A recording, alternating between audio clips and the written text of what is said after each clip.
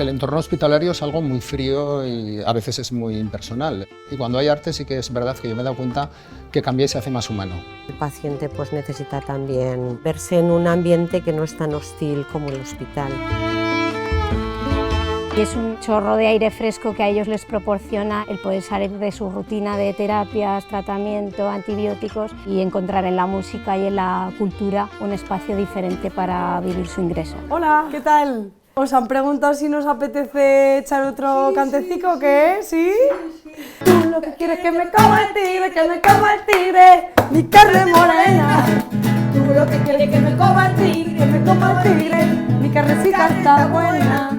Tú lo que quieres es que me coma el tigre, mi carne es sabrosa. Tú lo que quieres es que me coma el tigre, mi carne de rosa. ¡Qué fenómeno! Yo no soy fenómena. Sí, mujer, sí.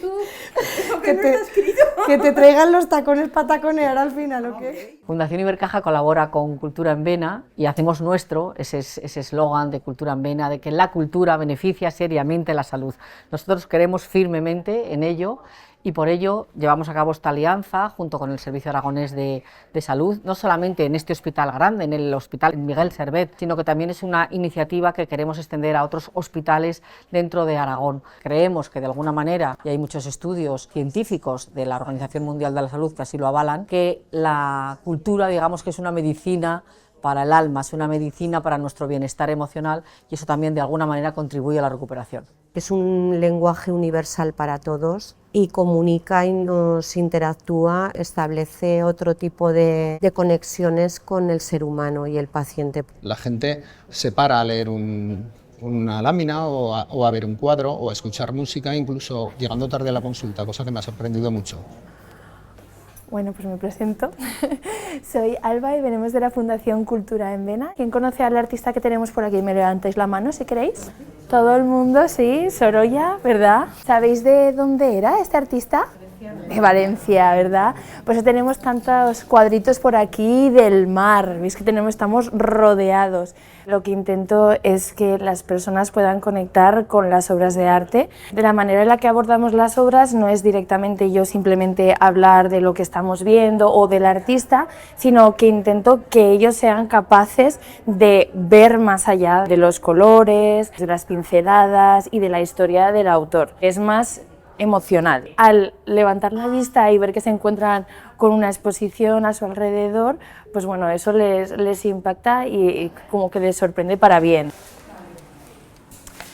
Pues ya estoy aquí otra vez. ¿Qué tal? Vivo. Está siendo una experiencia increíble, emocionante. Vengo y comparto mi música con los pacientes que están esperando, que tienen diagnósticos que son duros o que llevan mucho tiempo aquí, y a través de la música conectamos, ellos se animan o a veces se emocionan. La música genera alegría y genera esperanza. La música mueve todo, mueve emociones, les ha hecho conectar también con sus familias y con gente que venía a verlos, compartían con ellos pues el momento de los cuadros, de interpretación de los cuadros, pues también les servía de terapia. ¡Ole! Muchas gracias. A ti. ¿Y os habéis fijado también que aquí hay diferencia, ¿no?, entre el niño y la niña? Sí. Obviamente. Os ha llamado la atención, ¿no?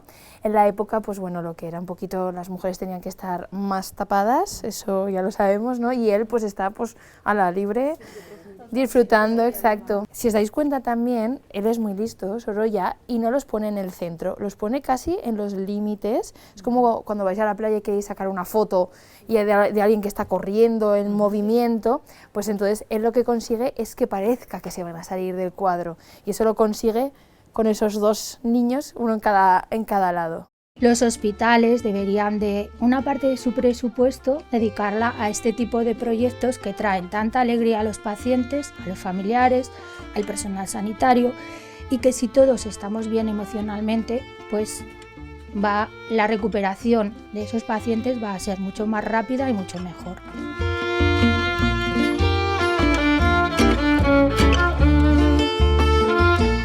Agradecimiento a estas personas que dan cosas por los demás, alegran alegran la vida hacia los demás. Según con qué canciones, pues a veces lloran o yo también lloro porque me emociono también. Esto no puede ser algo muy extraordinario, sino habitual en el medio hospitalario. Que venga a quedarse.